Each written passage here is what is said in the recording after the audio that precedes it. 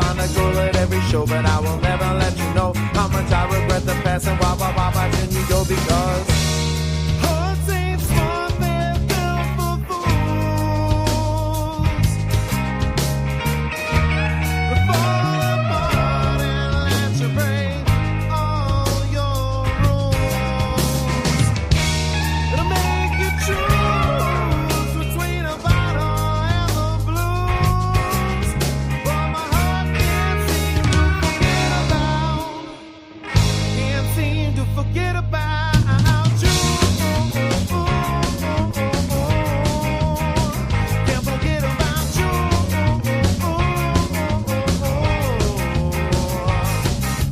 Last 3 months, like a donkey on a chain, I got my heart off your leash, but you still infect my brain, so now I'm running round in circles, cause I can't forget the pain, like 1,000 shiny daggers every time I hear your name. Though I have to get control of my body and my soul, I pick my heart up off the floor like I had to twice before. Should've cared a little less, we should've loved a little more. Now we both regret the past as we're walking out the door, because hearts ain't smart, they're built for fools. Fall apart and let you break all your rules. It'll make you choose between a bottle and the blues. But my heart can't seem to forget about you. Can't forget about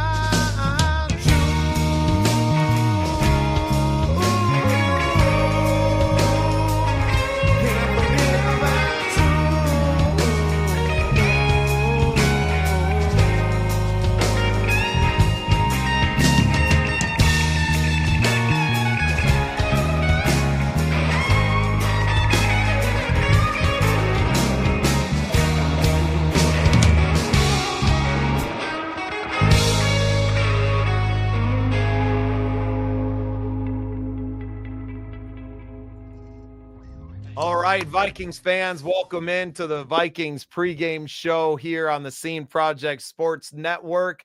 We are so excited to have you guys in today. Looking forward to some great football action. With me, as always, my co-host, Coach Cody. Welcome back, brother. How we doing? Another day, another Sunday. Yeah, well, we're happy to be here, right? If we can't be celebrating good football, at least we got good company, Coach. Yeah, that's for sure. I almost didn't make it today. No, you didn't. You didn't. You've had an eventful weekend. Sometimes getting out of the driveway can be the hardest part, right? Yeah, gotta love them city plows. Sometimes they do a better job of plowing you in than plowing you out. Oh yeah. I'm waiting for the salt truck to come now. I got some bald tires, so it made it tough to even get up the hill to my driveway. Oh, I'm sure a lot of people in Minnesota can relate right now. We got a little bit of snow down here in South Dakota, but nothing what it looks like y'all got up there. Speaking of snow, you were out at the game yesterday watching the Gophers play the Badgers. That looked like an incredible experience. Yeah, my first time at a Gopher game. I've been to TCF Bank, Huntington, a couple times for other events, but this was the first time for a Gopher game, and for it to be, for the Paul Bunyan Axe, huge rivalry against Wisconsin, that was huge, and we came out with the dub, keeping the Axe home, so everything worked out. Yeah, well, at least one Minnesota football team can get a win this weekend. Yeah, no kidding. Hopefully another one comes today. The odds are not looking good for the Vikings today. An 11.5-point underdog, which is a massive margin. But there are some things to be, watching the game for. Obviously, we're going to see Max Brosmer take over under center today. I hope he gets under center. I've had enough of shotgun football, but that's KOC for you. Yeah. I'd like to see him run the ball, but we're going to get into a lot of that. Obviously, last weekend was a disappointing loss up in Green Bay. I know you rewatched the tape, and I mean, what did you see? What were your takeaways from last week's game? Obviously, not a lot of good to go from, but what were your takeaways from last week's game before we talk about this big one with Seattle today? I mean, we started out with the run, and it was working. We went away from it. At halftime, it was still a game, and we had a lot of missed tackles. We couldn't stop the run. If I feel like their running backs were popping off for 4 or 5 a clip each time. And that's something that we're going to have to fix this week desperately, because we're facing 2 huge running backs. But just mental errors that special teams error. Like, you got to get out of the way. You got to get out of the way. There has to be some kind of call, whether it's yelling, Peter, get out of the way. That was huge. I feel like that was the turning point in the game. Really just killed all momentum that we had.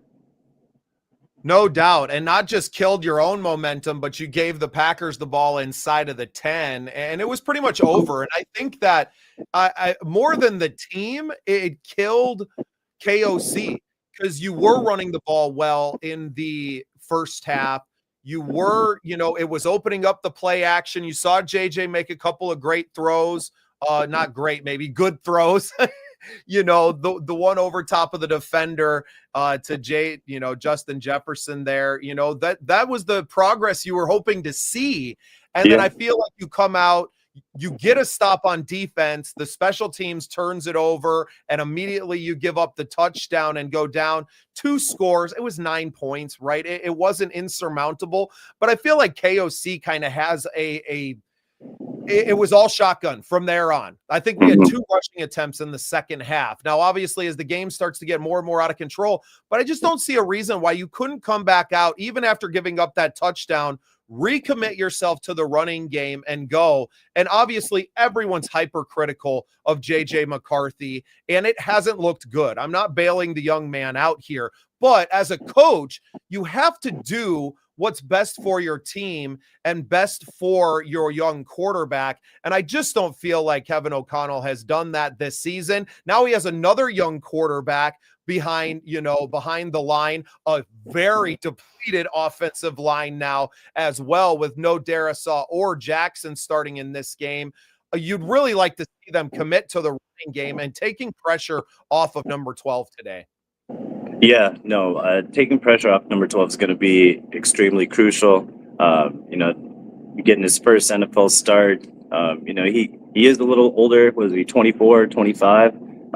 So he's got more playing experience than JJ coming in. Played at multiple different levels. I like what I saw from him at the University of Minnesota. Small sample size, 1 year, but still, it was enough to get him on the practice squad in a tryout for the Vikings and then land on the team. So obviously he's doing something right. Offensive line, I feel like we're beating a dead horse with this, but is Darisaw going to play the whole game? How healthy are they? We can't go away from the run. Seattle knows that it's Roseman's first start. They're going to come with the heat, and they're going to dial up some pressure, early downs. And, the middle of the field is going to be our best friend. I feel like they got Seattle's got some linebackers that are hurt. The ones that they do have, though, they're stepping up. So we just got to challenge them. But just play smart, play within his skill set, and just be patient. We got to be patient with this one. Yeah, and I think a lot of Vikings fans saw enough in that Tennessee Titans preseason game to feel better about going with Max Brosmer. And a lot of people have been calling for this for weeks now, right? As JJ's play has just been it's been a dumpster fire. There's no sugarcoating it. It has been historically bad. And even if your coach isn't helping, you have to be better as a player. He's just not processing the game fast enough, which probably comes from the lack of experience. And without getting too far into the weeds about, why he was selected where he was, at the end of the day, you have to live up to that as a player. And JJ was just not able to do that. So now with Max, I feel like as an undrafted, rookie, the expectation shouldn't be too high, but I think you have to expect that he comes out and is able to run the offense at least efficiently. Like I said, the guy probably if he gets 200 yards, has a touchdown and a pick, I think Vikings fans are clamoring for him to be the starter the rest of the year, regardless of injury. Most definitely. I was one of those that was hoping to see Max Brosmer, when JJ got hurt that first time over in London. And,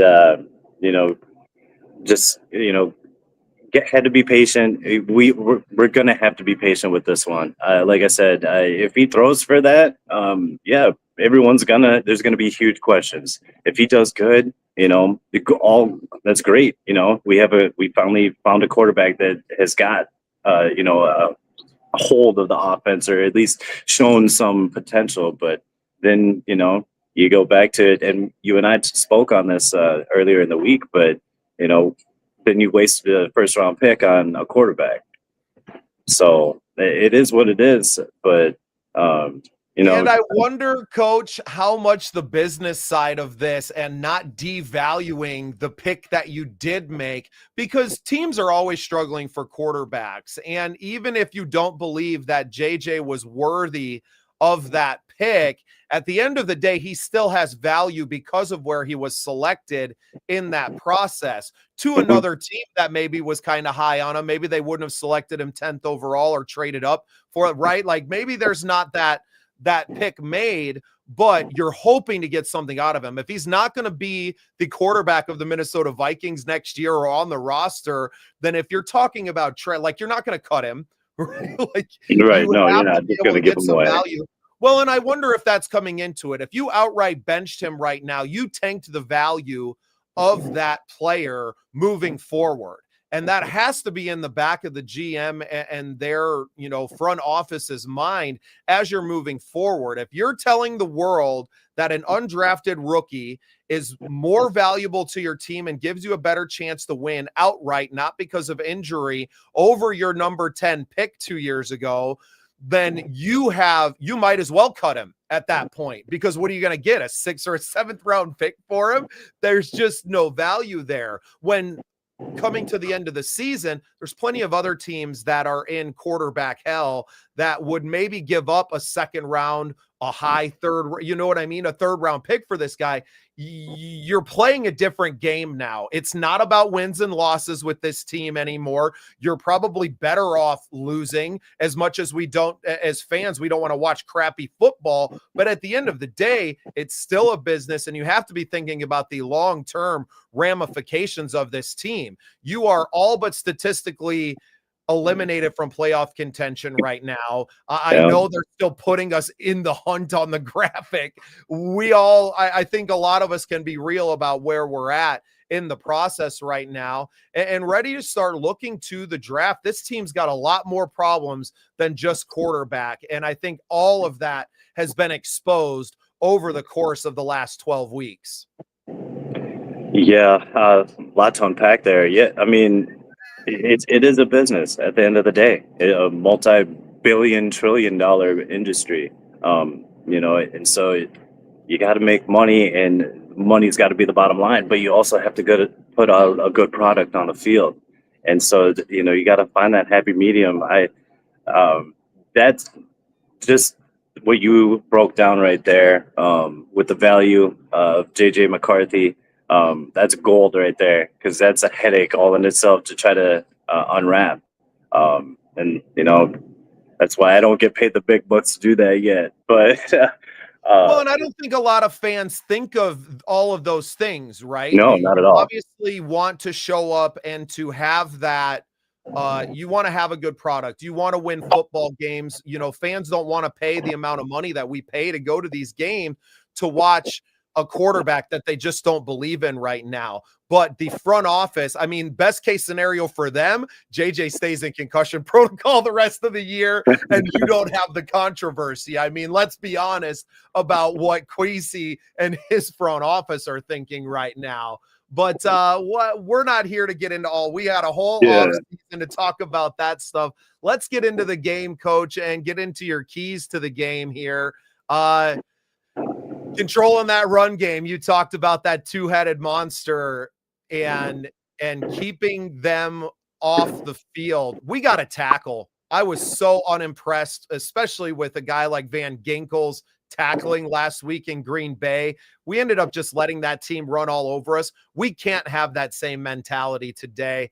Pressuring Sam Darnold and disrupting the timing of that passing offense. JSN's having a massive season this year, looking to break some records, and winning on special teams, supporting your rookie, just like no special teams guffaws today, as we've seen time and time again from this team now. We really need just solid play across the board. So let's unpack it one at a time here, Coach. Or, oops, I might have misrepresented these.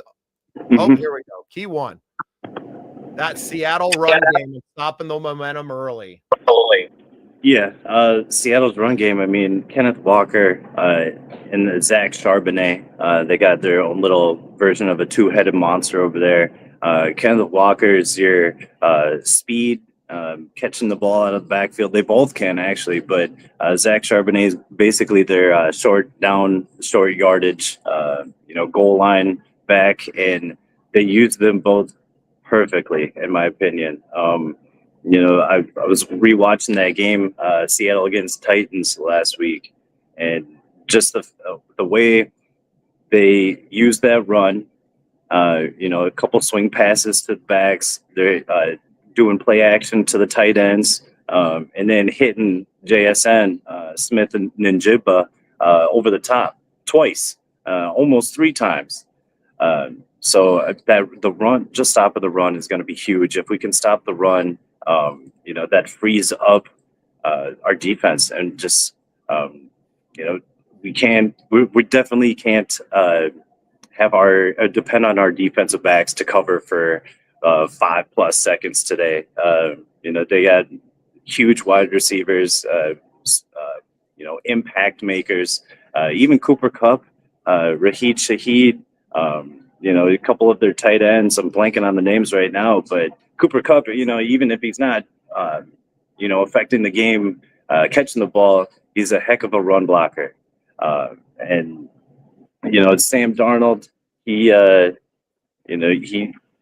needs that. He needs that run game to make himself comfortable, to get himself time. Because if he doesn't have that time, he's completely different. But we have to stop that running game. We can't be giving up 4 or 5 yards a carry. We have to tackle. It's just, it's going to be the key to today. Coach, do you think this team is capable of tackling? I mean, we should be able to. I don't know what the deal is. I just see so many. I mean, Harrison Smith's been doing it for a long time, but so many guys now just want to throw the shoulder in, and that's just not going to take down these heavy running backs, right? It's not going to eliminate some of these guys that keep their feet. A Charbonnet, Brandon Jacobs was a great example last week of why you can't do it. You have to wrap up. You got to take these guys down to the ground. Yeah, I don't know what the whole hype is on just throwing that shoulder. I don't know why people are just going away from wrapping up. Just trying to make that big play or that big hit. Just make the tackle at this point. That's all I care about. Just get them down. Yeah, it hurt last week watching the yards after contact that they're able to wrap up, and it's going to be awful if that's what this Minnesota defense is trying to, we need the defense to step up so big in this game. How about forcing a turnover? What is it now? 6 games without an interception. It's just, I think we have 9 turnovers forced on the year after a historic turnover rate last year with the defense. I mean, that's another big thing that I think a lot of fans aren't taking. So many people look at the 14 wins last year and it was all Sam Darnold, who we're going to get a heavy dose of today on the other side of the ball. And look, he was getting a lot of short fields. They are getting a lot of quick changes, momentum changes. And it's it's gotta be better. It's gotta be better today. Or, I mean, they're already giving us no chance. If we have any shot of winning, it's gotta come from the defensive side of the ball. Yeah, defense has to step it up. I said it last week too. There has to be some changes. So how can we go from with that many turnovers last year to just we can't even buy one? I we got to force something. And this week will be a good opportunity to. We all know Sam Darnold. If he starts seeing goals, we could have a heyday. I want to bring in another special guest into the show. We got Sir Rocker from the VWO. We're going to bring him on. Hey, brother, how you doing? Hey, how's it going, you guys? Happy game day. How we doing? Not too bad. Yeah, I just got up to Ames, Iowa, to the Ames American Legion, and when we have a road games, that's kind of where we have a gathering of Vikings fans, and we like to watch the game with a bunch of veterans that have served and a bunch of diehard Vikings fans that love this team. So it's going to be about another, hour and a half or whatever, 2 hours before the kickoff. But I had the pleasure and a distinct pleasure of having Bubba down a couple weeks ago at the VWO tailgate when we did our salute to service, and we honored 8 veterans that have served, and actually 9. One of them was posthumously from the Vietnam War, and got to meet Bubba. Just a wonderful person. I love what he does with the Vikings. I love what he does with the veteran community, with veteran suicide and everything. So I'm extremely honored to be on here with you, to be on Coach, Bubba, you guys, wonderful thing you guys are doing. So thank you for having me on.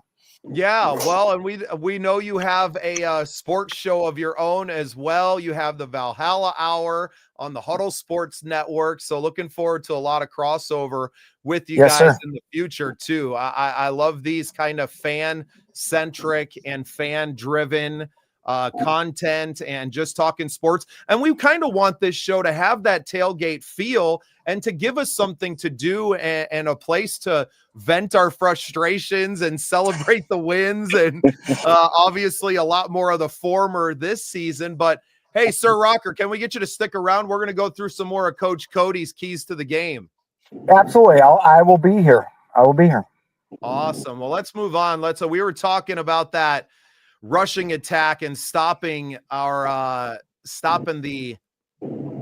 rushing attack from them. But key too is getting some pressure on Sam Darnold as well. Coach, take it away here and give us some of your keys. Sam Darnold, a familiar face. Yeah, I mean, he's been around the league, seen plenty of defenses, but he's still Sam Darnold. And he's still going to make mistakes. We got to force some pressure on him. We got to get pressure up front. It starts with the big boys up in on the defensive line. Brian Flores has to dial up something. Sam was with us last year, so he's seen some of what Flores has. But Brian Flores is, he's not considered one of the best defensive-minded coaches for nothing. So I feel like we got a couple of dialed up blitzes that he hasn't seen before that we're going to give him. And if we win up front, collapse the interior pocket, making them uncomfortable, our defense probably could find that first interception in what feels like years. Do you think their familiarity with Darnold gives the advantage to the Vikings defense, or do you think it's the other way around, that Darnold's familiarity with the Vikings defense is an advantage to Seattle and Sam Darnold today? I would say I would lean more towards advantage towards the defense. We've seen him. We know his strengths and weaknesses. Like I said, with Flores and our personnel, there's no reason why we can't come up with something, to completely just get them, confused and start hucking that thing up to us. He will throw that ball up, and not all of those passes are pretty. So we got a good chance. All right. Have they come out with the game day, who's in and who's out yet on this game? I wasn't keeping up on it. I'm trying to look it up right now on my laptop. Well, and I know they don't have to declare it until like right before the game. So Jonathan Grenard was questionable. Darisaw as well. I don't see Darisaw playing. He's pulled himself out of most of these games with everything being pretty much, I'd say, done for the season. I wonder if he doesn't just shut it down if there's anything. Now they're saying knee.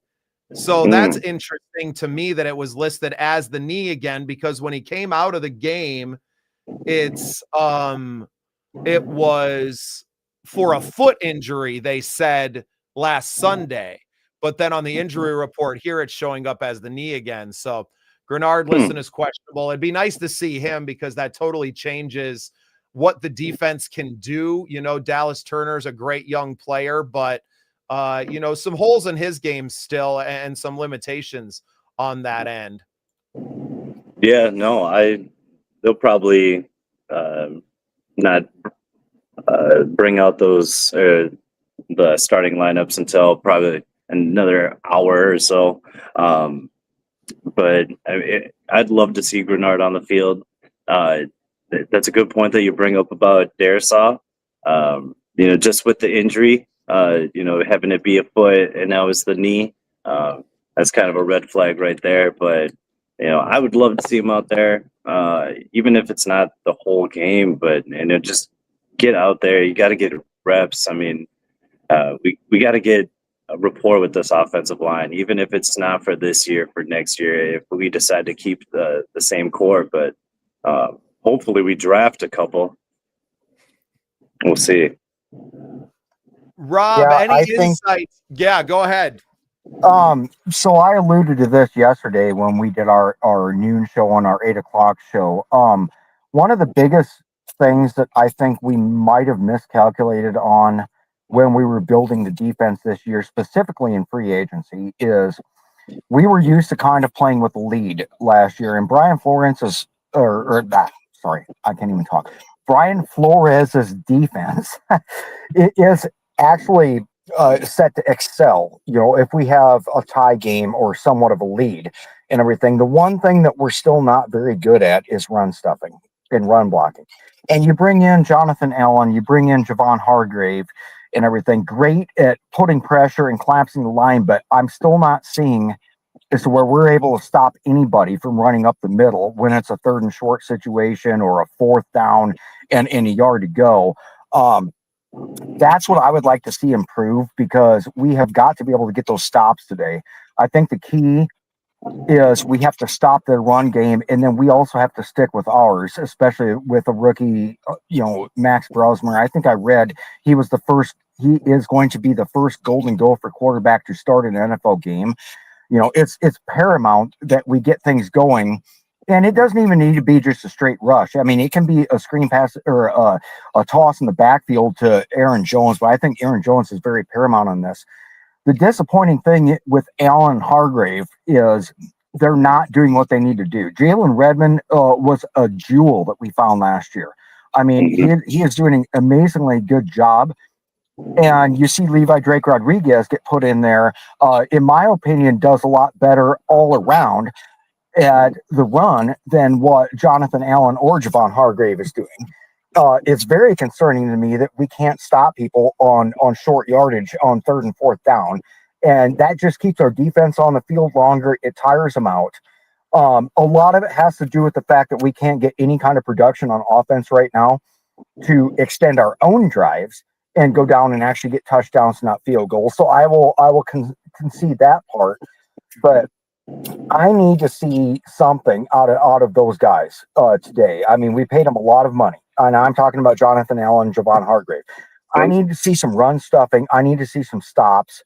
And I'm not sure what is going on this year with the linebacking core. I mean, Blake Cashman was injured for a while. He's back. Blake Cashman is great. I love the guy. I want him to be a Viking for a long time. But Ivan Pace Jr. seemed like he fell off the face of the planet. In fact, even after he got back healthy, there was one game where there was a soft benching with him, and all they did was play special teams, and Eric Wilson was out there. They need to get that together to augment that run stuff too. I don't know what has been going on. I do know the biggest difference is we're playing from behind this year, whereas in the past 2 years we've had either a tied game or a lead, and that does make a difference. I'm not a coach. I'm not an expert like what you guys are. That's just what I'm seeing from my perspective as a vested fan and somebody that follows the game. But I do think there's some truth in there, and I do feel like B-Flow and KOC need to adjust things accordingly. And then on the offensive side of the ball, let's stop that play action stuff. I don't care if it's JJ McCarthy, Max Brosmer, whatever. These guys are having a hard time, especially when you turn your back and turn around. You got somebody, a quarter of a second away from sacking you. Let's do some straight drop backs. I don't think we've hit a slant pass all year to anybody. Justin Jefferson, Jordan Addison, TJ Hawkinson, Naylor. Let's simplify this and give these guys a chance to do what we need to do. We have a good running stable with Jones and with Jordan Mason.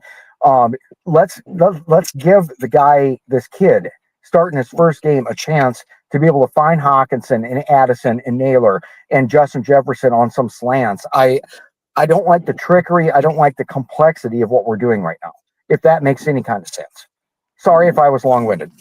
Well, that's part of KOC's MO too, are these long developing plays, and play action only works if people are afraid of you running the ball. And right now teams are not.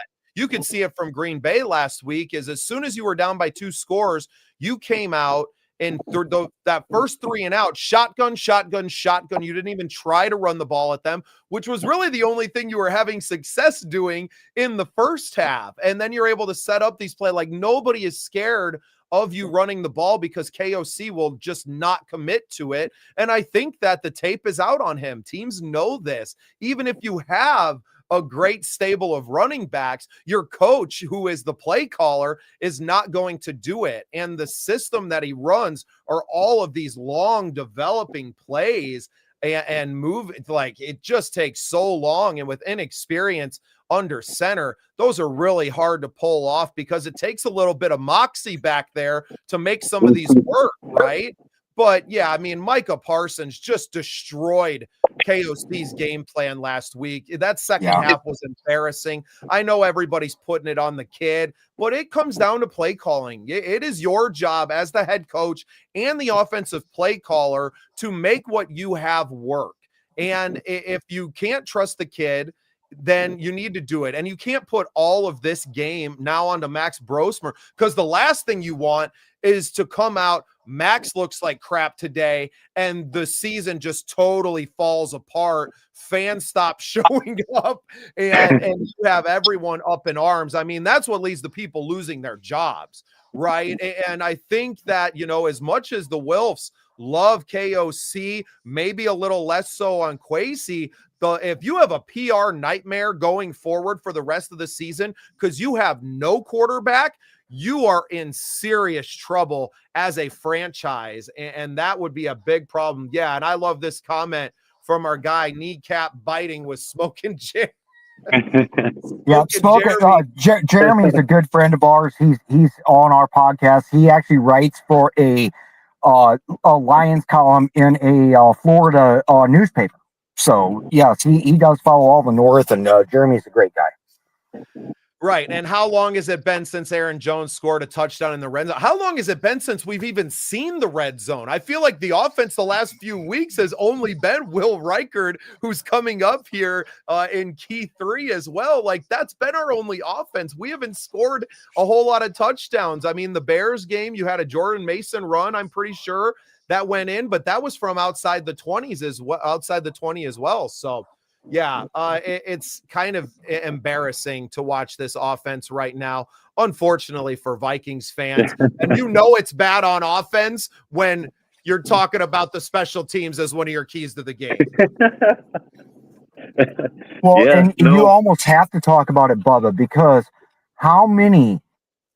almost every single game and almost every single return, Miles Price is out there. I mean, kicking ass. He's even had a 99-yard touchdown erase because there's a penalty every stinking time. It's a problem. Yeah, Miles Price has been some of your brightest points and two or three of your darkest moments this year on special teams. So, Coach, go ahead and take it away and give us some of the keys to this. Yeah, special teams is going to be huge. Like you pointed out just a little bit ago, I can't even remember the last time we saw the red zone. Will Reichert coming up huge when we need him. He seems like the only bright spot. Our punter too. He's been coming up quick. With some huge plays, just flipping the field. But yeah, Price. This game is going to be one. I feel like he's going to bust one out. Tennessee was able to get a kick return for a touchdown last week, and their Seattle special teams just doesn't pop off the page to me. Let's see if lightning can strike twice, and let's get a kick return for a touchdown today. At the very least, don't fumble the ball, don't muff it. Other than that, our special teams has been one of the only bright spots.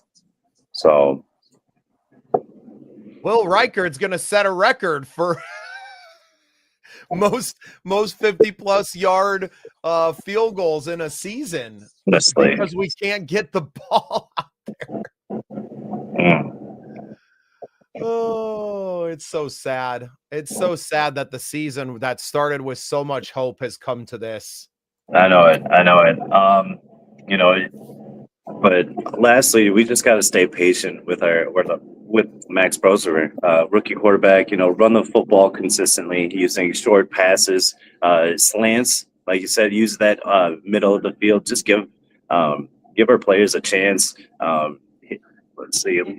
I think that the play action could work, but you made up a good point. Like especially with a rookie quarterback, you got maybe a second or two, you turn your back and boom, there's a guy right there. That's, so I actually want to take that out, just stay away from the play action.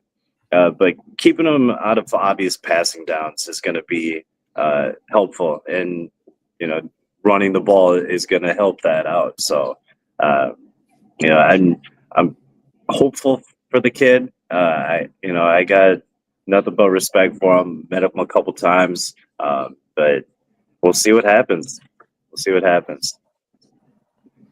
Yeah, Coach, I've got a question for you, and I want to circle back real quick to JJ McCarthy. So when it comes to this whole concept of everything, we've seen a lot of things where it's very high percentage passing downs. It's just he receives a snap, it's a quick out, and he just blatantly misses. I mean, like just horribly misses, like by 10 feet or whatever. What should be like a 90% completion passing play to Justin Jefferson or Addison or Jones or whatever, just to hit him, behind the line of scrimmage and everything, just to advance the ball. I want to go a little bit deep on this. You see JJ McCarthy with his pregame rituals, and he's out there. It wasn't Tom Pelissero, it was Kevin Seifert from ESPN had a video of him out on the field in Green Bay 3 hours before, pacing around, in his head doing all this stuff. And he does his meditation stuff by the goalposts, by the bench, everything. Is it possible that JJ McCarthy just got too far inside of his head because of all the pressure on the young man this year and everything, and he's just overthinking everything? And this is just coming from a military leader aspect. I mean, I served for 29 years in the U.S. Army. I've done all sorts of things at the tactical and strategic level. Leadership is leadership. It doesn't matter, whether it's in the Army, whether it's in, a high level football game or things that you've coached that much better than I do, everything. But is it possible that he has psyched himself out and he just needs to relax and just chill, stop trying to do this over preparation? Because if there's one thing that I've noticed when we're doing strategic level military planning, the wargaming phase of military planning. It's called MDMP. I'm not going to get into all this other stuff, but part of it is wargaming, and you can take courses of action and you compare 2 or 3 of them. If you go on long enough, you can talk yourself out of basically doing anything because of risk mitigation, etc. You do have to pick a plan sooner or later. You have to assume a certain level of risk, and you have to just go out and execute it. It may not be perfect. You have to adapt and adjust as things happen, because no plan ever survives first contact with the enemy. That's also true with football game plans, right?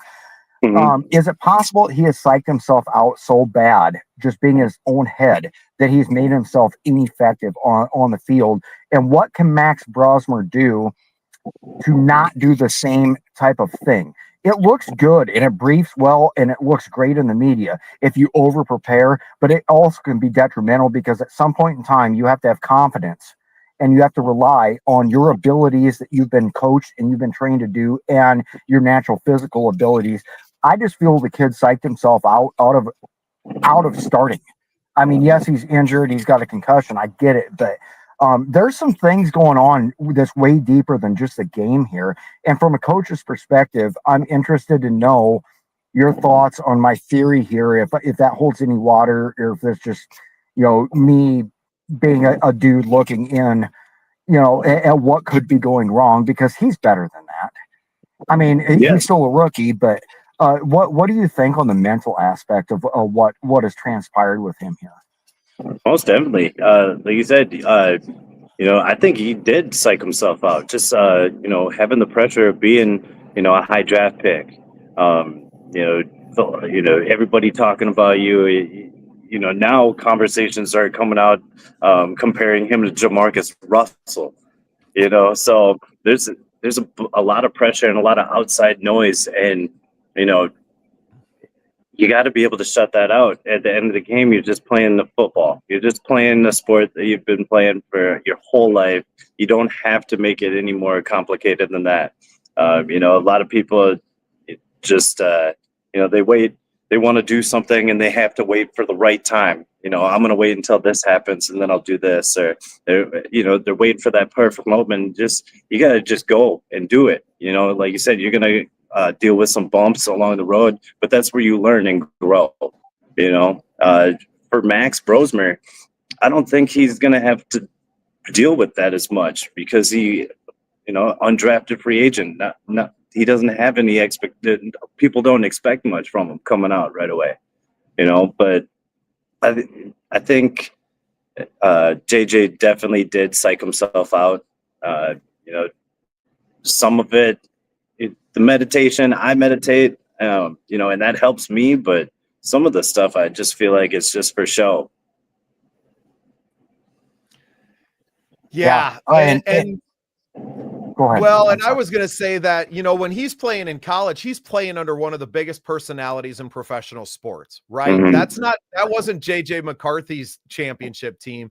That was Jim Harbaugh's team, right? Correct. Like Yep. there's a big difference between somebody like that and probably what Max was asked to do with the Gophers last year and now coming in, right? None of the expectations, a lot more experience that he's bringing to the table. Like you said, he's a little bit older. He's kind of been through it. He's ridden through the transfer portal. He's had to deal with a lot more mentally than a JJ McCarthy ever has in his life. Now, JJ's dealing with a lot of adversity this year.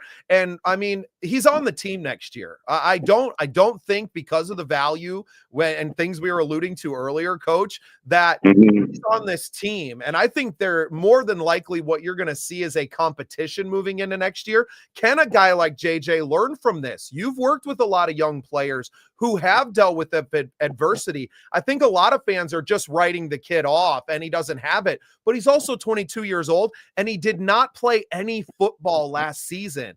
And I think that's a lot bigger issue than people are going to give you credit for. Yes, you're a football player in the National Football League and you were a 10 overall pick, all the expectations there. But this kid did not play football, didn't just not play on the field, was injured and could not play. And I think that's exactly what he looked like. And then the no preseason. I don't understand the not playing this guy who needs the reps, not playing him in the preseason. Unless KOC saw things that he did not want to put on tape early. And it speaks to a lot of stuff going. Like, I would love to have conversations with some of these front office people and some of these coaches, you know, off the record to get a feeling for what it is. Yeah, see, and I love this comment. I love when our fans chime in. I mean, that is a bold statement from Dano here. You know, the guy's played one snap in the NFL. Like, Right. he has one snap. Can he come out there and prove it today? And to be him, like I said, he doesn't even need to do a lot. If he throws for 200 yards today, has a touchdown and a pick, and the Vikings lose 30-13, everyone is going to be wanting to see more Max Brosmer over getting JJ McCarthy back on the field. Like, he does not have to come out and light the world on fire to give this fan base something to root about and to cause a lot of controversy in the Twin Cities come tomorrow morning. Yeah, absolutely. And I think this, you know, a benching is good, or it will be good for JJ. You know, I think back to what Washington did with Jaden Daniels. You know, they benched him. Yeah, he came back, and you know, he seemed like a completely different quarterback towards the end of the year last year. Now he's hurt this year, but you know, just a benching. You know, just hey, you know, ish isn't sweet over here. You know, you still have to work for it. Everything's not going to be handed down to you or handed to you. So I definitely think it's going to work out in his favor and be a positive. And I definitely agree with you. I think he's on the team next year. It's going to be a quarterback battle. You know, Kwesi's already under fire for some of the picks that he's made. And if we were to get rid of JJ this quick, you know, that's him admitting that he messed up again. And, you know, then there's going to be even more conversations happening about him. So, yeah, just to point out Jair's comment here, I don't think anyone in Minnesota expected it, buddy. That's why you're seeing a lot of sad faces wearing purple this season. Right. The expectation, but that's also on the team. The team set that expectation, right? Not just with the 14 wins last year, but they went on in the offseason, said, we're going to spend big money, which I don't think was good money. And they set the expectation of, we are going for a championship this year. And I don't feel like there was a plan at all. And you alluded to military planning earlier, Rob. There was no plan for what happens if everything goes wrong. Right? It's the old Mike Tyson quote, like, everybody has a plan until they get punched in the mouth. And I feel like we got punched, not just in the mouth, but right below the belt early. And there was no answer. There was no answer at all. And there was no one coming to help. And that kind of alludes to what you were just talking about with Kwesi's other picks. Where are they? Where is the replenishment of talent that should be coming along? It doesn't necessarily mean that everyone should be starters now, but your second and third stringers should be full of this talent that you've been drafting in these later rounds. And a lot of these early rounds haven't necessarily hit either.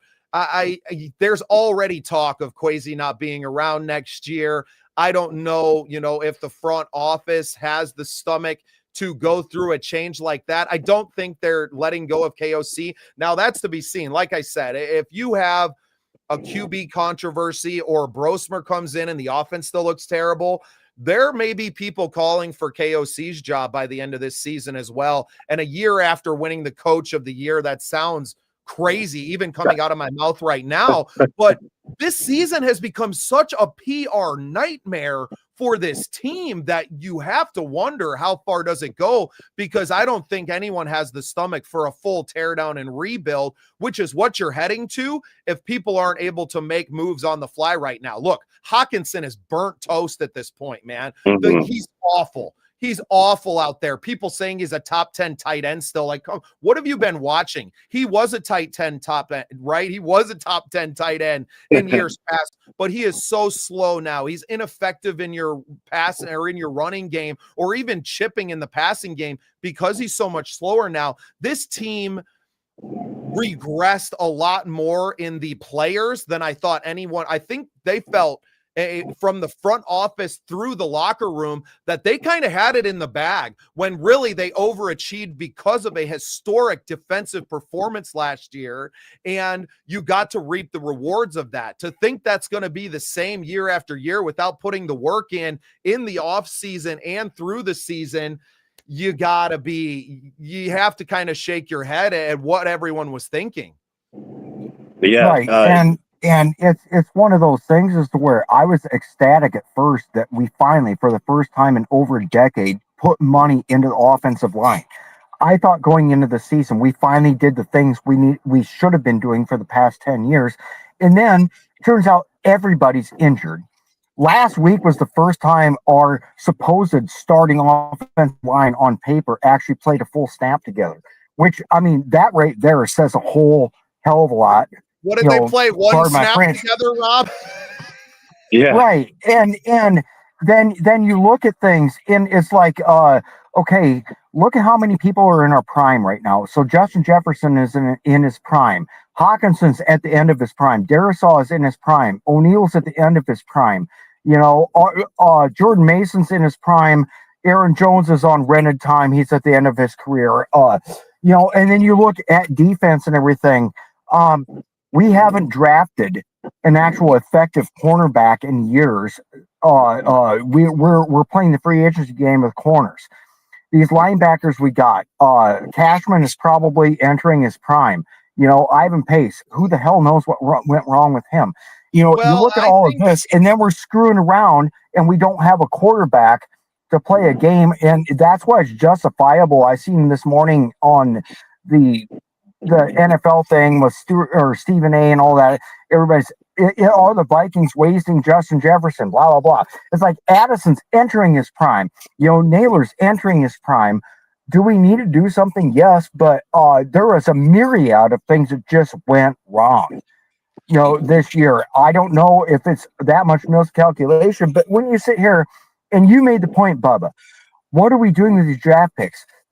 You know, Ty Felton, drafted third round. I think it was number 102 overall. He's had 18 snaps, 0 catches. That's a third round pick. You know, what are we doing? What is Kwesi doing with this stuff? And why are we doing what we're doing?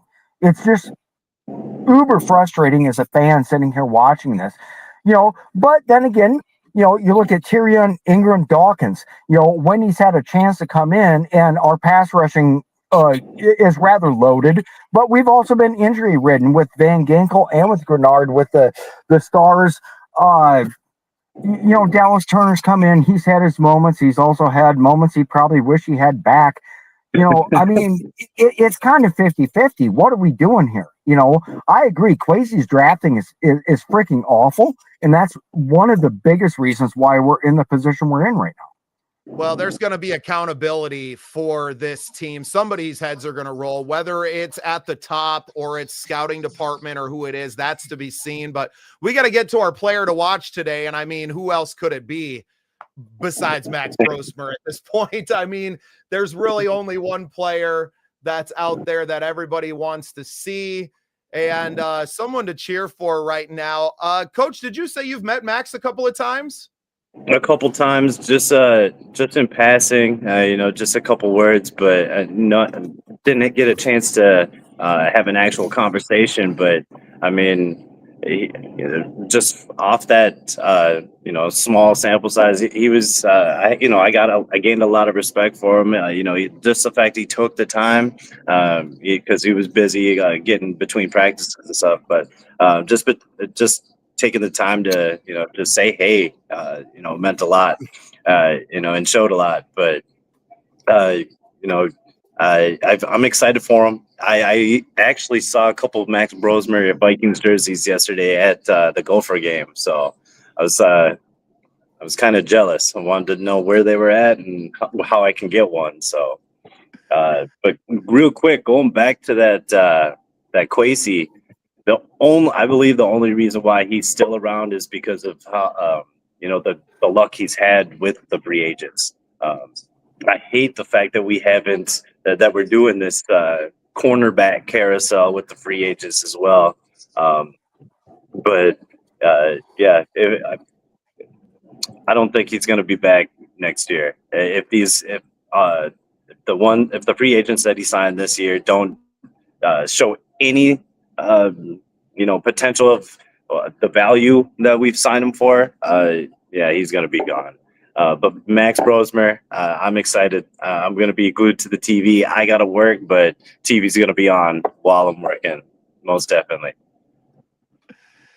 Yeah, I think all of SKOL Nation is looking forward to seeing Max out on the field. And I've just kind of been playing devil's advocate as like, well, what if it still looks awful? Right? Like I want it to be good. I'm tired of watching bad football and listening to bad football like I will be today. I'm traveling during game time, so I won't be watching, but I will be listening to Paul Allen's call on KFAN, and which is almost better, especially when it's like, because the man's going to give it to you real and not sugarcoat things. So looking forward to listening today.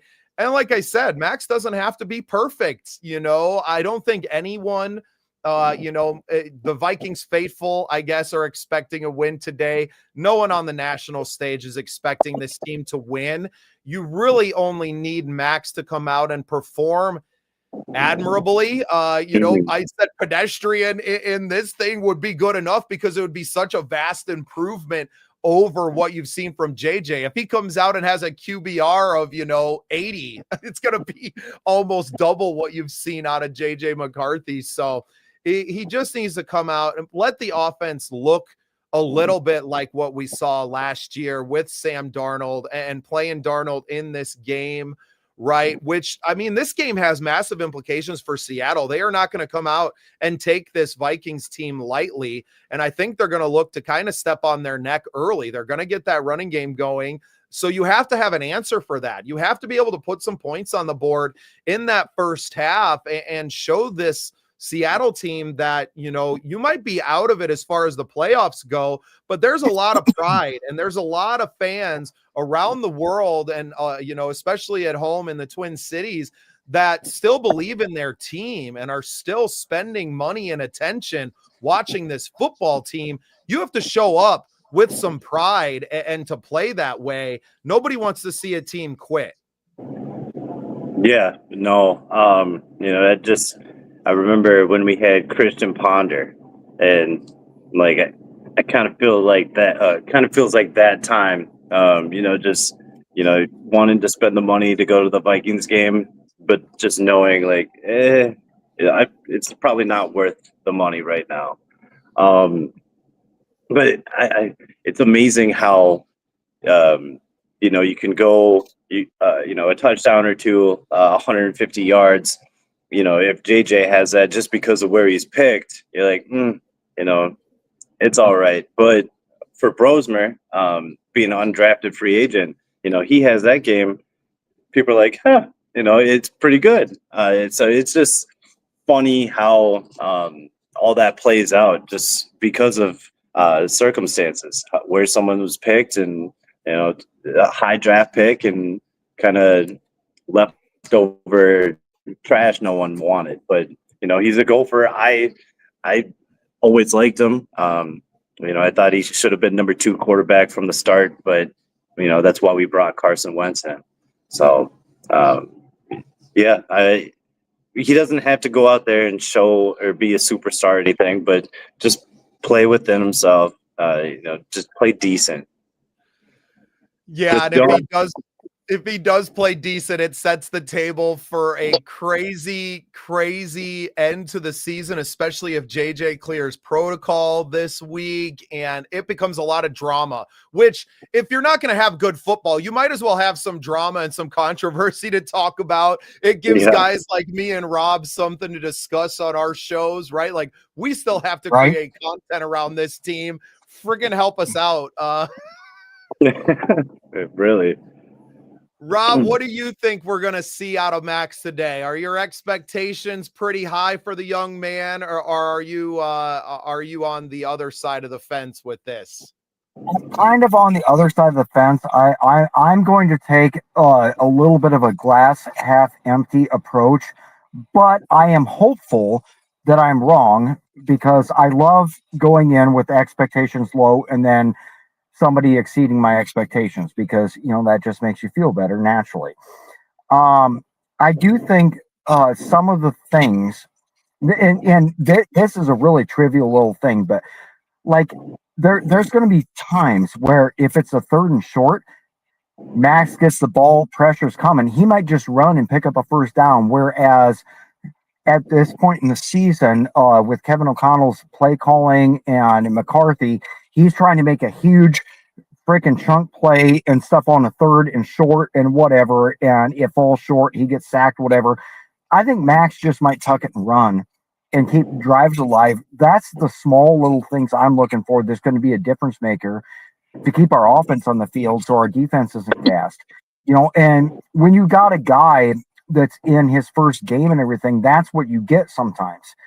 And I think that can play to our favor, and I think that can extend some drives and make things go better. Excuse me. Overall, I don't have high expectations, but I will take whatever I can get at this point. Yeah, I'm with you. Just don't turn over the ball, and I'm fine at this point. Yeah, let's make sure when we are passing, it's to the right team, and I think that will help us out right there. I'm trying to read that comment. What he's saying, number 2, watch Grenard. Yeah. So Grenard has he actually has kind of an NFL record, 33.5 almost sacks. Right? If he can just bring the guy down, that would help if he plays, or anybody, and Van Ginkel's had injury issues all year. Dallas Turner does Dallas Turner things. I'm not going to complain for where he's at in the second year, but I do want to see execution when we do get the pressure. Let's make sure that we take Darnold down, and we're not just because if you just grab his arm, he gets free, he's going to hit something downfield. So when we get into the backfield, whether it's by a blitz from the linebackers, Josh Metellus, whatever we're doing with Brian Flores' exotic blitzes and everything, we have got to get the guy onto the turf. And that's going to be key for this game too. And Coach, I think you know exactly what I'm talking about. Yeah, well, something that we haven't covered a lot today, and I've heard it several times on Purple Daily, talking about Jeff Okudah just being nothing, right? Like you sign this guy that you think is going to fill a role for you, and you can't even put him on the field, and that changes what Flores is going to do on the defense. So, I think that speaks to a little bit of why you don't see a lot of Ivan Pace on the field anymore, because you don't have 3 cornerbacks that can go out and guard NFL receivers. You're really struggling. Right. Thank goodness for a guy like Metellus that you can kind of move in and out. But all these pieces that were kind of hybrid guys for us last year, because you let one of the best cornerbacks in the league walk away, and they're having a massive year elsewhere now, and you're kind of stuck. And it's been a big problem with this team that I don't think gets talked about enough. But yeah, we got to get a hold of Sam Darnold and bring him down. Like you said, we got to get sacks. If we get to him, take him down. If he runs and scrambles for like 10 yards, Sam's not a runner, but if he's able to scramble on us, I'm going to be so upset. I'm going to start taking hostages at some point. Like, it's ridiculous.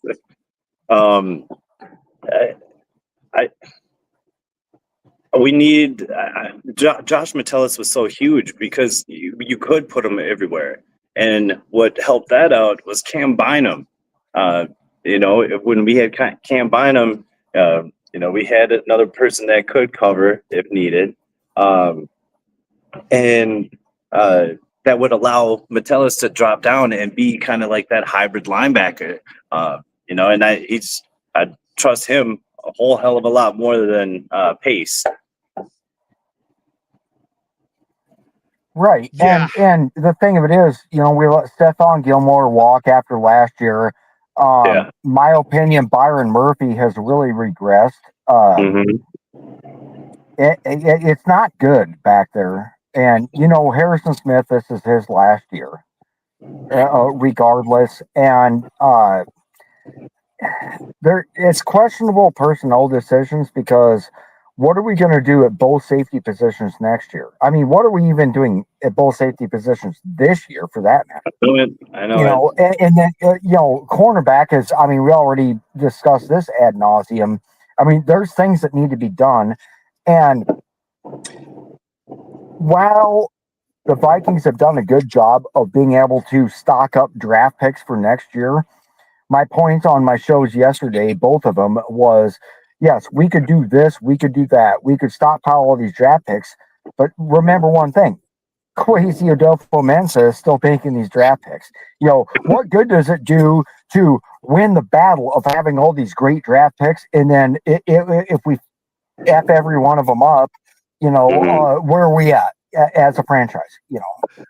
And I think that's why Kwesi's not here. I think the Wolves are already pretty committed to that. I don't think it's going to happen in season, but I wouldn't expect a Black Monday cleaning house of your GM and possibly that whole scouting department, because you can't F up these 10 picks. You have to hit like 80% on these picks coming, maybe finding a way to get more picks because you are so old on the lay. Another thing that Jer was alluding to, I don't know if we're the oldest team in the division, but we look like the oldest team in the division. Oh, most definitely. Right? Look old and slow, especially on the defense right now.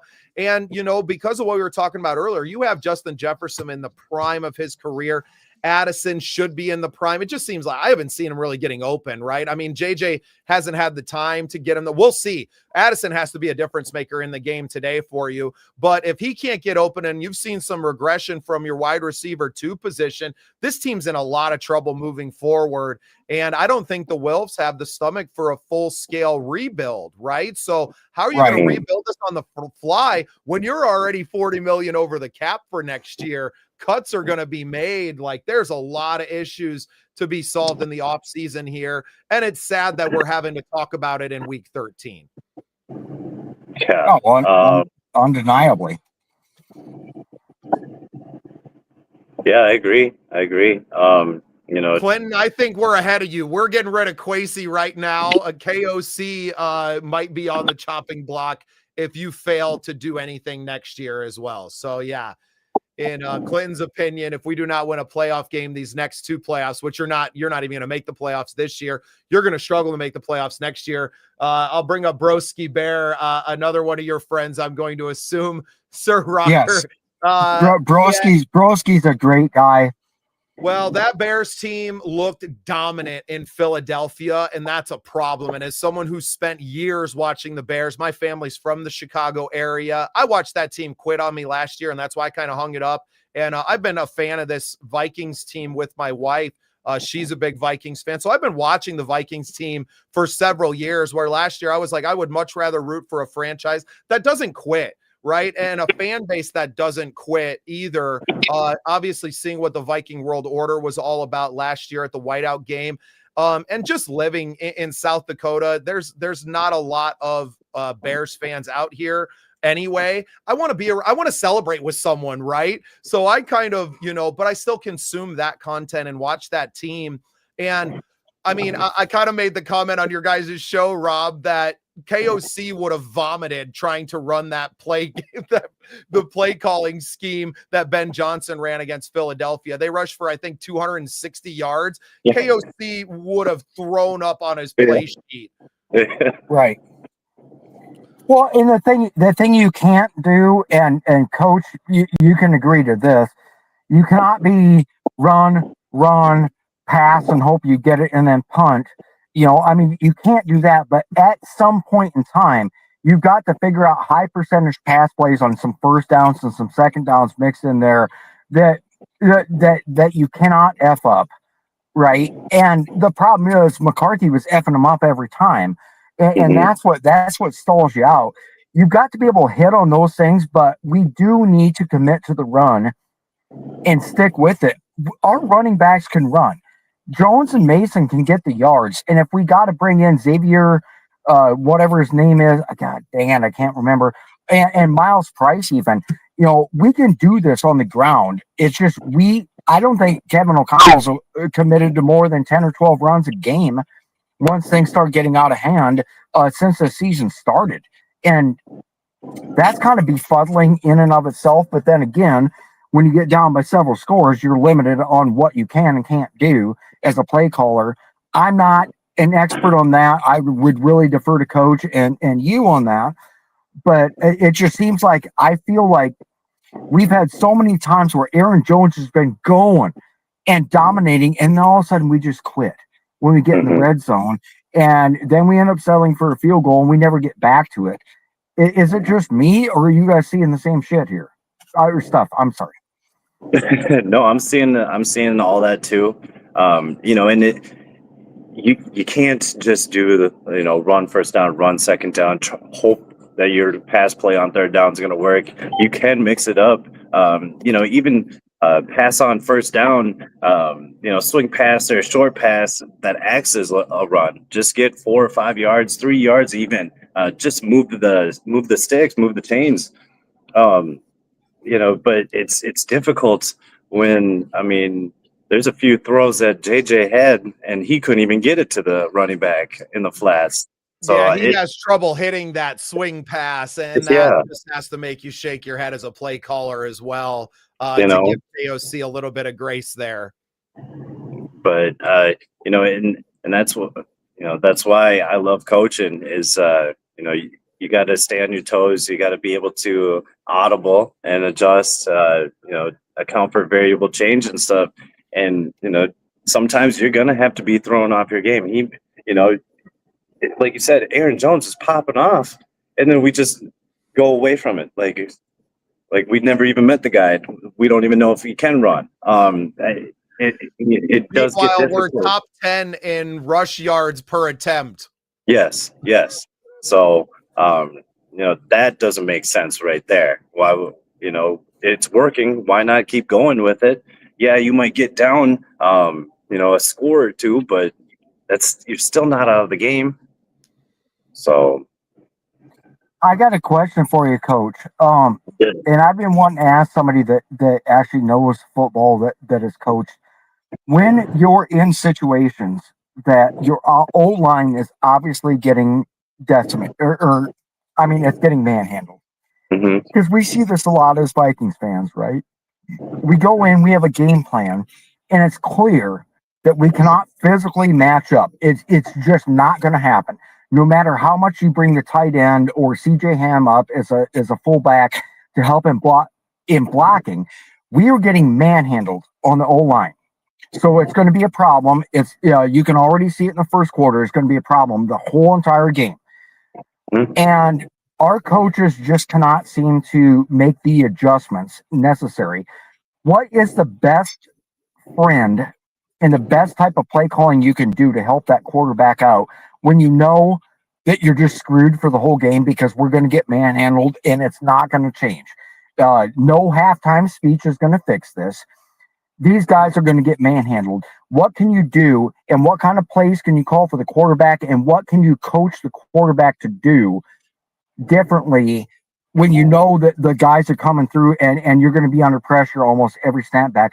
What type of things can you do to help that quarterback, to help the running back stable, and to help keep trying to get positive yards when you know that you're outmatched with your O-line?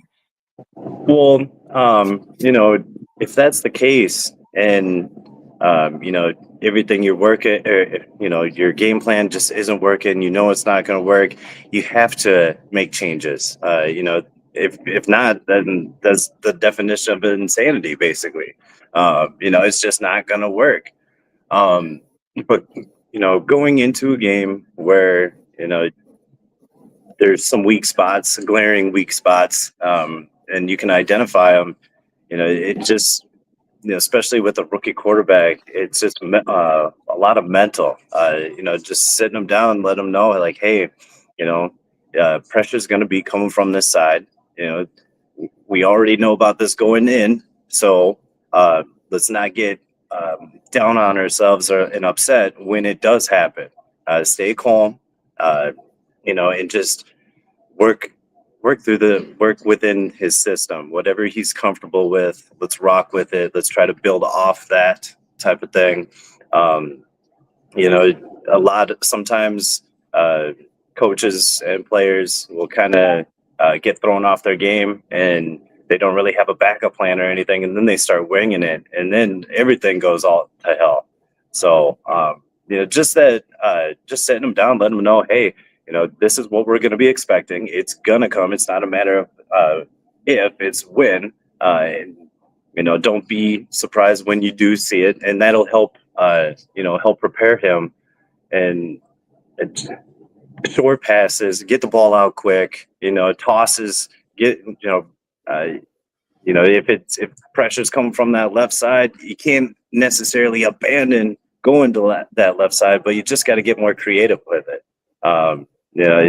Like you said, adding an extra blocker on that side might not work. You have to keep on being creative. Just keep thinking of ways. Honestly, there's always a way. There's always a way. You just got to find it. Awesome, Coach. Well, I know that you got to get going here. You have to go to work yet. I got to go to work and then plow tonight. Yeah, that's all you do is work, man. And that's why I was so blessed to meet you and to get some of your time and to be able to do this show with you. Couple updates before we get to your prediction for the game. You're going to give it to us live here on the show. Rams just scored a touchdown. They go up 28-24 in that game. So implications there, of course, the Rams are in the NFC West with the Seahawks. And it looks like Grenard is in from what I'm seeing in the Valhalla Sports Hour chat. Good. So okay, good. Grenard in, that's a big deal. Kind of slides everybody back on that defensive line into their right positions, gets Van Ginkel off the field a little bit more, gets Dallas Turner moving around and maybe being able to be a little bit more creative. So with that, Coach Cody's prediction for the game today, what do we got, Coach? I think, unfortunately, in Max Brosmer's first start, I think it's going to be a loss. I'm thinking like a 9-17, 9-21 type of game. Will Reichert still coming up clutch with those field goals. I'm not looking for a touchdown. I'm not expecting a touchdown. If he gets one, sweet, but just the way everything's looking, I think it's going to be a field goal game for us. The Seahawks, like I said, that running game, and Jackson Smith and Njibba, they got some firepower, and Sam Darnold's not afraid to huck it up there. So our defense has got to be ready to play, and we have to tackle. But I'll say 12-17, 9-17. I don't think we're gonna get 4 field goals. I'm gonna adjust it here then. There we go. There's Coach. There you Coach. go. Nice. Coach, well, I didn't want to ask you ahead of time right. your prediction this week because we've had enough to have to deal with here, right? We encourage all of our fans watching. You guys comment on the YouTube. We'll throw your predictions up here as well. There we go. Clinton Reesig, is that how you say it, Clinton? You'll have to correct me if I'm wrong. 23-13. So yeah, I think a lot of I think guys might have said 27-13. I think Max gets a touchdown. I think Max throws a touchdown. He gives us the drama that we're looking for in Minnesota, right? We just got to have a reason to watch on Sunday at this point, right? Like if we need something, because if you trot JJ back out there at this point, people are turning the TVs off and finding something else to do with their Sunday. They're going to go Christmas shopping. Yeah. I already have a couple friends. They're not even watching the game for us. They're like, hey, I want to see how many yards and how many touchdowns Sam throws on us, and it's like that's when you know things are going bad. We're rooting for the other team's quarterback. Yeah, Coach. Well, he probably got him on fantasy, right? Yeah. Coach, I appreciate your time, man. You taking time with us every week before the game means so much to me. To have your insight and someone to ask the deeper football questions to for fans like Rob and I think it's totally invaluable. Yep. And I think a lot of our fans are going to appreciate that as we continue to do this every single week. And then we were already talking big plans for not just the end of this season, but real big plans for next year to be up there at the VWO tailgates, to do these live at the home games. I love what I love the family that the Viking World Order is. And that's what really attracted me to, the Minnesota Vikings. Yeah, they were playing good football last year, but it was about what I saw. And even as an opposing team fan, when you come into that tailgate, you're treated like family too. It's all about football and family. And yeah, we want to celebrate some wins, but it's nice to have people that you love to commiserate with when you have seasons like this. Absolutely. For sure. Absolutely. Yeah. All right, Coach, don't work Definitely. too hard today. We appreciate your time. We'll see you soon. Yeah. SKOL Vikes. And I'm going to get heading into the American Legion here pretty shortly and everything, but definitely enjoyed meeting you, Bubba. It's one of the highlights of my year so far, and I love what you got going on here. I love your passion for football in general, and also with everything we do to support veterans and try to prevent veteran suicide, and that means so much to me. And your heart is so in the right place with what you're doing, and can't thank you enough for what you've done so far, and then with making these connections and a great vision moving forward. You're just a great person, and thank you very much for having me on today. Yeah, I appreciate that. And I'm actually going to roll our VWO tailgate coverage for the next half hour so that everybody watching can kind of see in person what it was like. I was there for the Ravens game. I was there for the veteran red carpet rollout that you guys did. So last week we ran it at the end of the game. Panthers just scored again. They're up 30-28 now. Little update on the score there. Keep turnovers. So I get one last comment on here from our fans. Clinton, thanks for tapping in with us. We appreciate everybody watching. Rob, Sir Rocker, I can't wait to continue doing stuff like this with you guys. I'm really looking forward to being a part of your coverage of the team on Saturdays and checking out your shows over there. This weekend was a little busy with the holiday, and I had my oldest boy. That's actually why I'm on the road today, is taking my boy back over to his mom's house in Western South Dakota. So I'll be on the road for the next 6 hours, traveling around, listening to the game. But thank you for coming on with us. I had a blast chatting with you and getting your takes, and you tell the rest of the crew, man, that we'd love to have them on too. And thanks for being on the show. Will do. You have a great, blessed rest of your day and a great weekend, and we'll see you again next week. All right. We are walking in. Have a good one, Rob. We're going to let it roll, and we'll see you here, all presented by Experience SKOL Hospitality. Vikings. This is going to be a great time, y'all. Flip the camera around and check this out.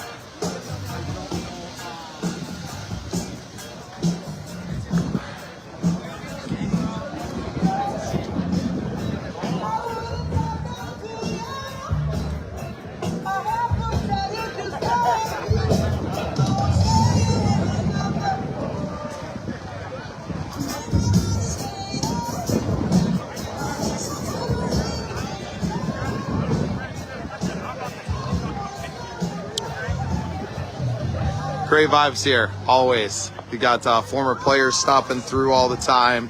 A bunch of great people. The Viking World Order are here. Obviously, we have Sir Death, Darth Viking I've seen around. Lady Persia's painting faces in the tent.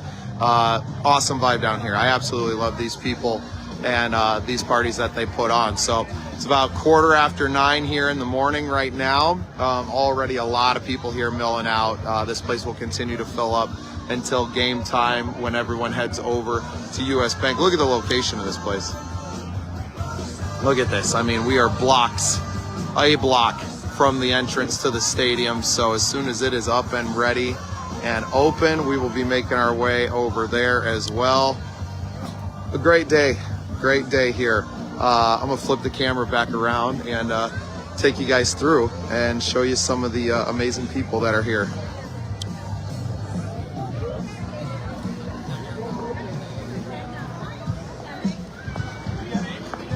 Awesome. Everybody staying warm?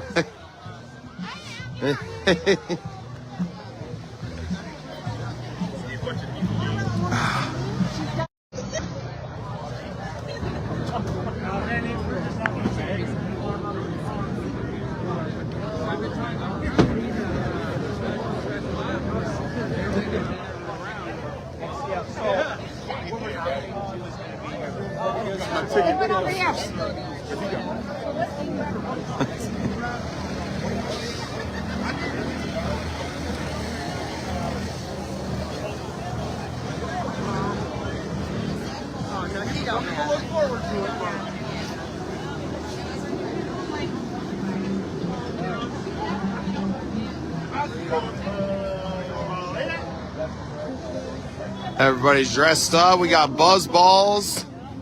We are good to go, huh?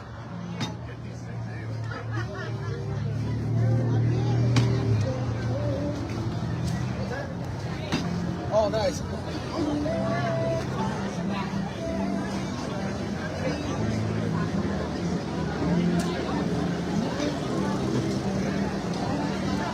Just want to let everybody know we will have a red carpet rollout for veterans in 15 minutes at 9:30. Thank you. Awesome. You heard it here. Red carpet rollout for our veterans.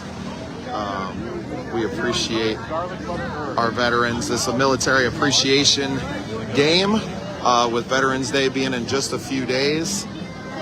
So really, really stoked to see everybody. I love the way the NFL supports our veterans, and you know it's obviously. I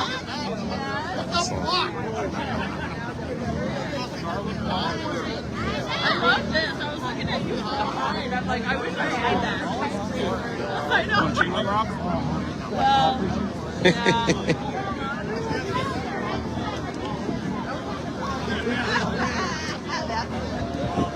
Some great traditions here.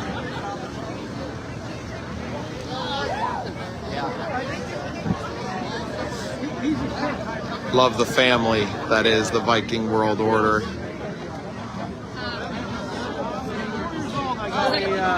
Little Vikings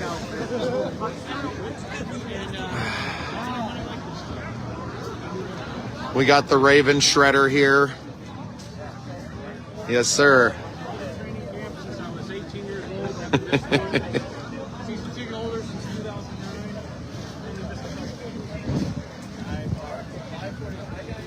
Okay. We gotta get things set up. It's a little cold. It is a little cold. Yeah, I'm worried. I think I have on too many layers once I get in there.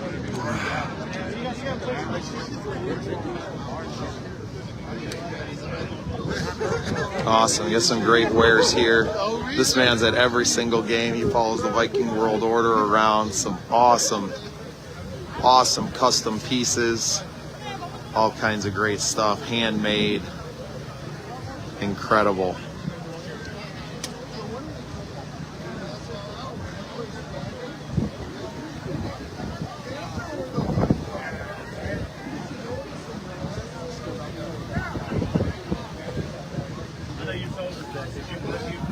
I was in here talking for a little bit. So cool. But yeah, I'll give you a call and I'll Unbelievable. order one of these Handmade, cups. just I'm gonna order a drinking one. every single one's a custom, one of one, right? Like it's a whole different setup. We were here for the Whiteout game last year, and these are all new ones all the time. I don't remember him having any of the like male vests before. Those are badass. Well, he might have been sold out already too. You never know. I imagine those take quite a while to make. Don't slap those together overnight. All right, check out Steiner.com. A great part of the Vikings World Order tailgate is all the people around the tailgate. It's the family.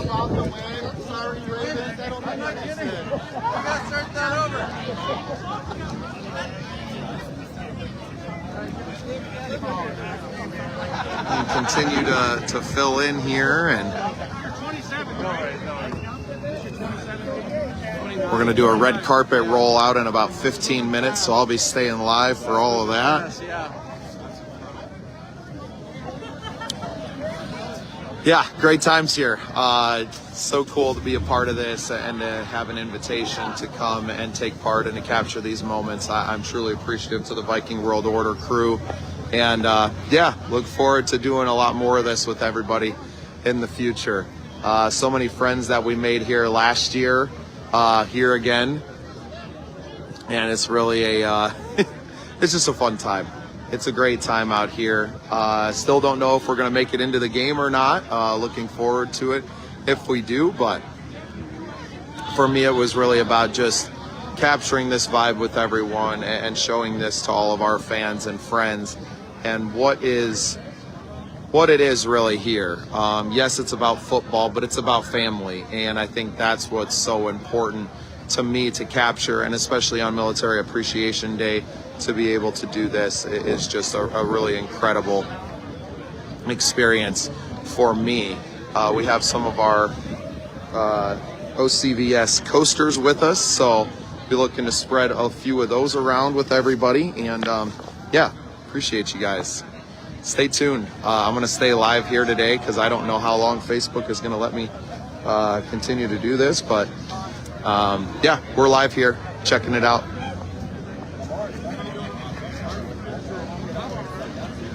Yeah, beautiful.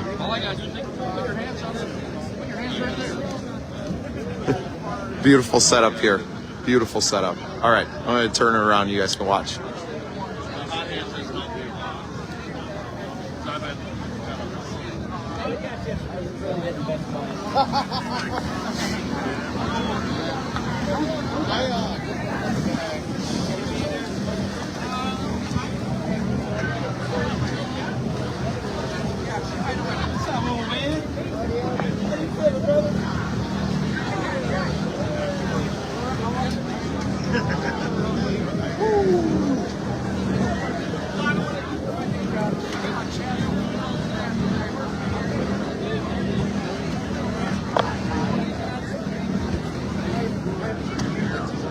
Awesome.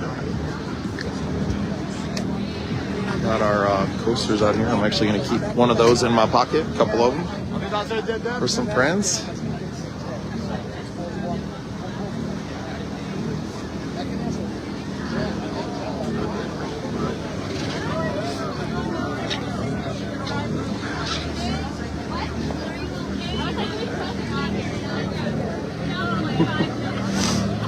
Got all kinds of good eats here. Chili, chicken wings. How you guys doing? Fantastic. Ooh, we got some good cornbread there too to go along with it. Fantastic. Nobody parties like the Viking World Order, that's for sure.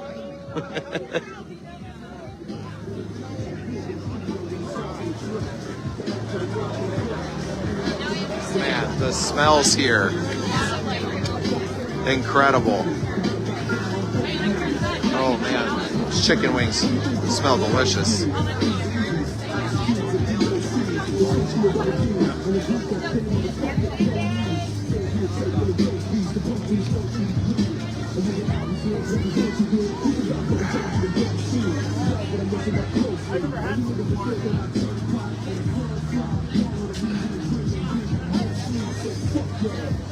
Hell yeah.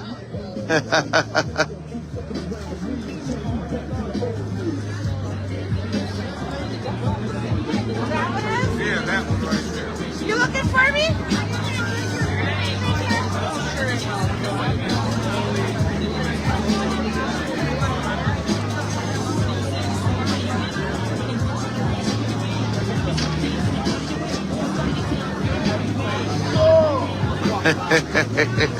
Got to get it stretched out at the tailgate so you're ready in the stadium, huh? Don't want to pull a peck when you're in there.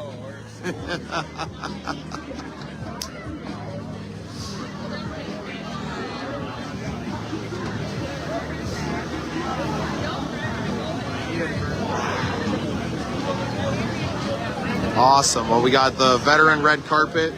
It's going to be rolling here in about 5 minutes. We're going to stay live right here on the Facebook page.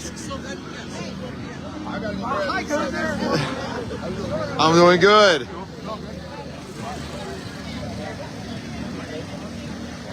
Viking weather, huh? Oh, yeah.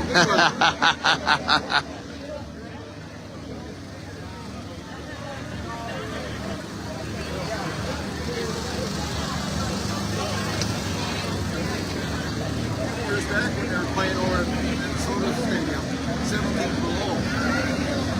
Sounds like South Dakota weather. Yeah. You're frozen your hands. Had to have hand warmers to keep the beers above freezing. I love it. Right, so it is frozen. That's a tough one. That's a tough look. I think that was against the Jets. Yeah, I bet they weren't too excited about that. Really looking forward to this veteran red carpet rollout. That's really cool. Very cool. We were at the whiteout game last season for Monday Night Football. That was a pretty incredible experience. Our first time meeting the Viking World Order, and yeah, just became friends with everybody online ever since. And amazing vibe. What a great family to be a part of. So who are you with then? I have a award-winning podcast called The Scene Project. A division of that is the Scene Project Sports Network. So kind of out here covering it for the Sports Network today and going live on our Facebook a little bit and capturing some of the vibe. And yeah, put together a nice little promo video to show everybody what it really means, right? Yeah, it's about football. Yeah, we're drinking beers, but it's about family, man. And the VWO perfectly exemplifies what football and family means. So really happy. I just happened to be in town playing some other shows, and I kind of planned it around here. I knew there was a home game, so a little bit of dirty work in there, but really excited to be here. I also work with a nonprofit called Operation Combating Veteran Suicide. So to be here specifically, knowing it was the Veteran Appreciation Game, yeah, hoping, I didn't know exactly what they had going on, but I assumed that VWO would have some kind of veteran thing going on. So yeah, really happy to be here, capture this moment, and yeah, share it with our fans back in South Dakota and around the world. So. Oh, awesome. Bubba, Startz. Nice to meet you. I live down in Tyndall. Okay. Yep. That was part of it. I worked for Dock and Door Equipment. That was Okay. part of my territory. Yeah. I was trying to think of the gas station though, but I retired in 2000. Yeah, so the big one down there is Frank's Trading Post. Yeah, that's it. Yep. Yes, sir. Awesome. Yeah, and that's the thing for me is that, you know, there's a lot of South Dakotans that are Vikings fans. So being able to come up here, you know, a lot of our fans obviously are friends of mine. I'm live on my Facebook right now where, you know, several thousand people are watching, you know, seeing the replays mostly. Not necessarily live with us right now, but yeah, just show them what you can see up here. I know a lot of people come up for games, and really want them to, if they do come to a game, come to this tailgate, right? Come meet some more family in here and to be part of this scene. And, you know, obviously Sir Death has a huge following, and but this is special. This is really special, and I'm just happy to be here and to share in the experience. My history starts with the very first game in Sioux Falls. Really? August 5th, 1961. Really? And that's how I was 11 years old. Yeah. I didn't realize they had played a game in Sioux Falls ever. That's pretty cool. Yeah, Howard Woods Field played the Dallas Cowboys. No kidding. I did not know that. So Very anyway, cool. At that time, I had a decision. I could be a Dallas fan or a Vikings fan. Right. And my kids said, Dallas might have won a few more Super Bowls, but this one's easier to get to, right? Yeah. So anyway, yeah. That's fantastic. What was your name? Donovan Cost. Donovan Cost. Oh, Bubba Startz. Nice to meet you. Oh, great turnout. So, Yeah, this is great. This is great. started off with a Facebook page. We were Viking fans. Really? And it morphed into this. Incredible. Yeah, I love it. I think it's a great vibe. I love what you know, VWO represents, and just the like I said, the family nature of it's just too cool. Well, nice meeting you. You too. Pleasure.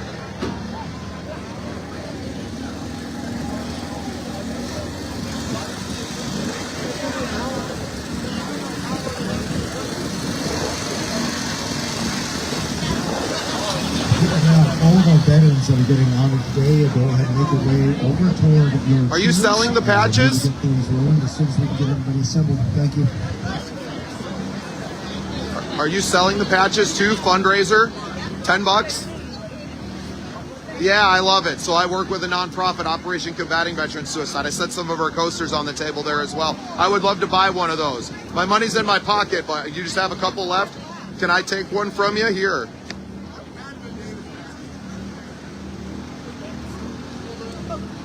Awesome. My hands are so cold. Do you have change? Actually, just take a 20. Yeah, I'll take 2. Yeah. We'll find somewhere to put them. You can just take it all. I can't feel my fingers. Awesome. What's your name? Laurel. Thank you. Lady Rel, she has these awesome Lady Legion patches. We bought a couple here to support the red carpet rollout for veterans here. We're at the VWO tailgate. Incredible, guys. We just love it so much. Anything we can do to support our veterans, obviously, and I love what the VWO does for all of this. I made it as hard as possible for you. It's so I don't lose it. I know, no, I get it. I've never come to the Awesome. without losing something. I lost my driver's license. I'm trying really hard not to today. Debit card once, I lost my credit card in there. Well, thank you so much for what you're doing. I'm glad I caught you before that. I'm Bubba Startz. We have an award-winning podcast called The Scene Projects that we're here covering the event with. So awesome. Yeah, we're going to capture the moment here. So.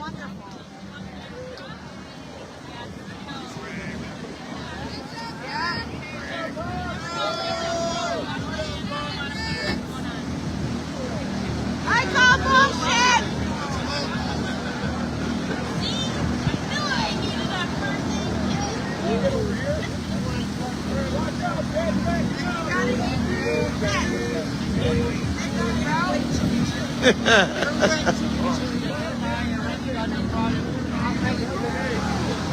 All right, this is the red carpet rollout for our veterans here. It's the Military Appreciation Day, Veterans Day coming up in just a few days.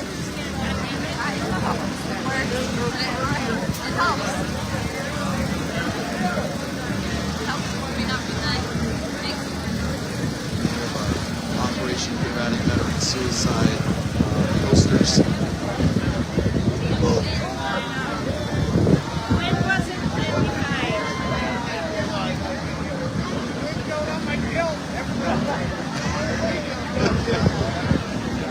Honoring our veterans here today, an incredible experience here.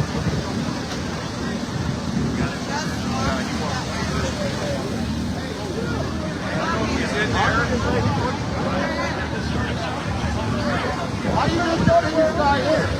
I'm a Floridian.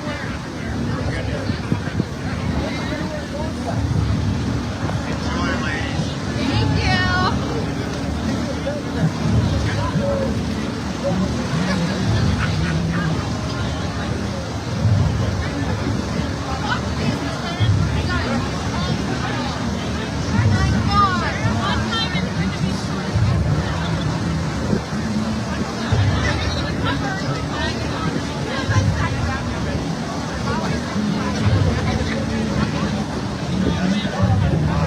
All right, we're going to start this ceremony in about 3 minutes. Thank you.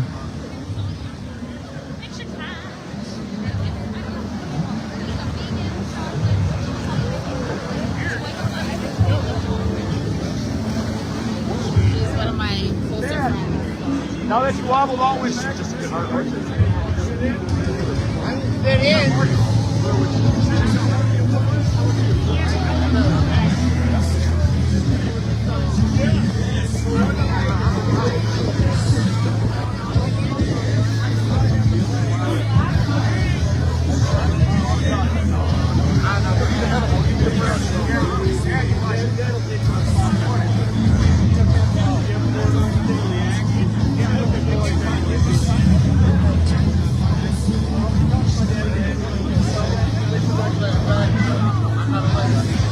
Yeah, DeSantos, I am, man. Come see me at the fashion show, Smoking on the Runway tonight, 4 o'clock, over at the Hook and Ladder. I'll be here at the tailgate, right in the shadow of U.S. Bank until the game, and then we'll see if I hit the game or not. This is the red carpet rollout for our veterans, members of the Viking World Order. Really awesome vibe here. I appreciate being a part of this and getting to capture these moments with everybody. It's a great vibe out here today. It's been pretty incredible.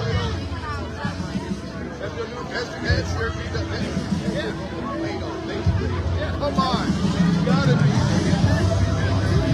That's a good fucking goal, yo.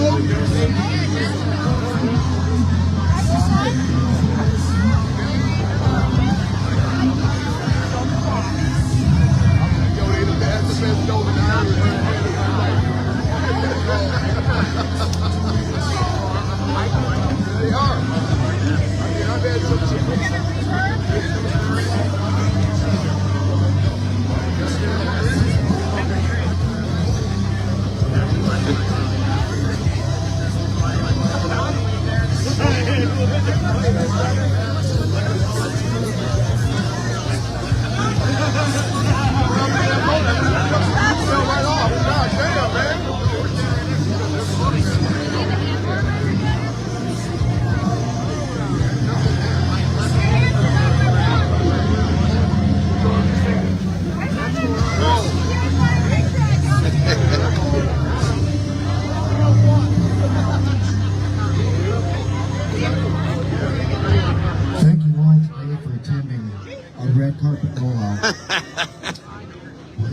some veterans today.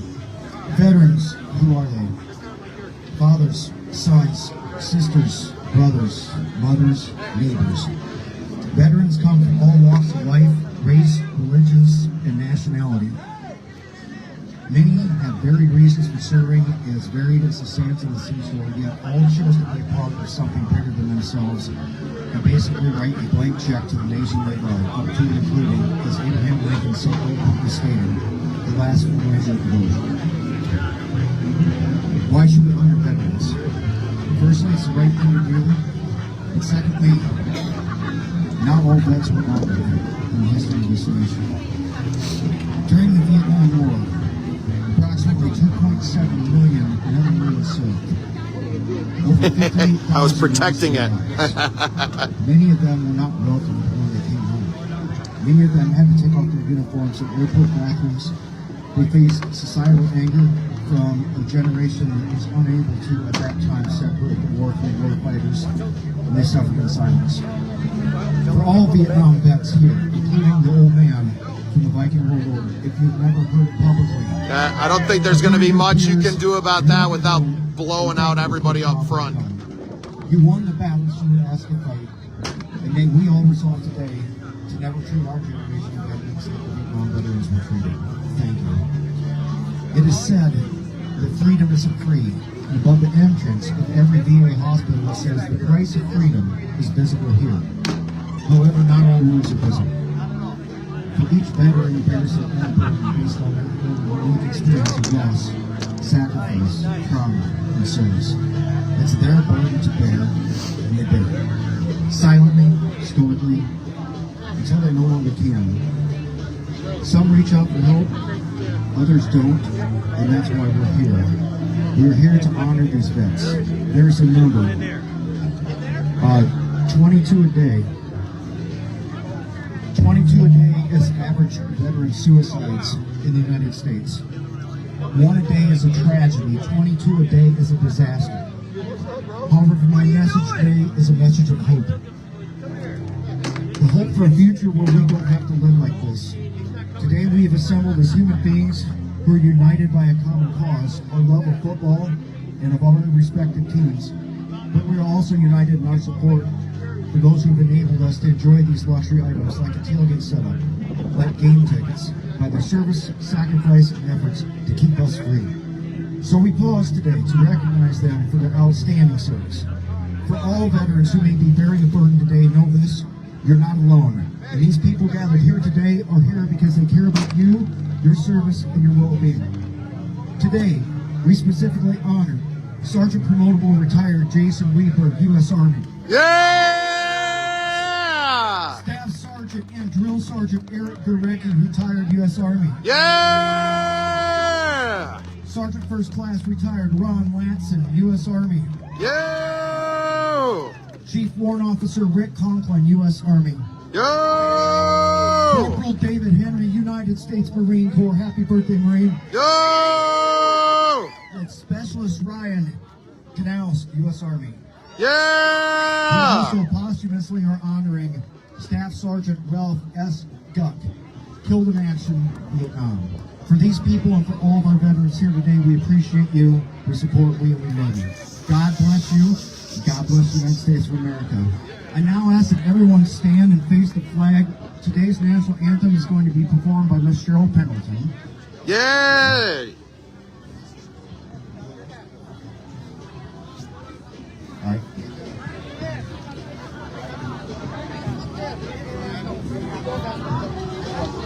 Just a reminder to please remove your hats.